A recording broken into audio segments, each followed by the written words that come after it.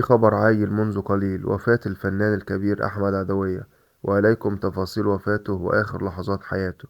لكن في البداية، لا تنسوا الاشتراك في القناة ليصلكم كل جديد.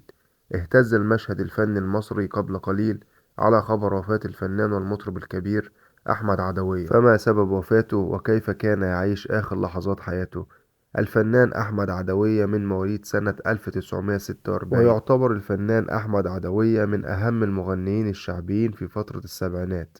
شارك الفقيد في العديد من الأفلام السينمائية طول تلك الفترة. وأما عن سبب وفاته، فقد كان أحمد عدوية يعيش فترة من الحزن الكبيرة رفقة أبنائه طوال الأشهر السبع الأخيرة بعد وفاة زوجته ونيس أحمد عاطف قبل 7 شهور، بالإضافة إلى معاناته مع مرض الزهايمر وبعض المشاكل الصحية في القلب، إذا ظل يعاني منها فترة صعبة حتى وفاته المنية اليوم بعد صراع طويل مع المرض.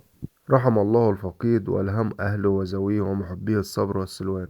نشكركم جميعا، والسلام عليكم ورحمة الله وبركاته.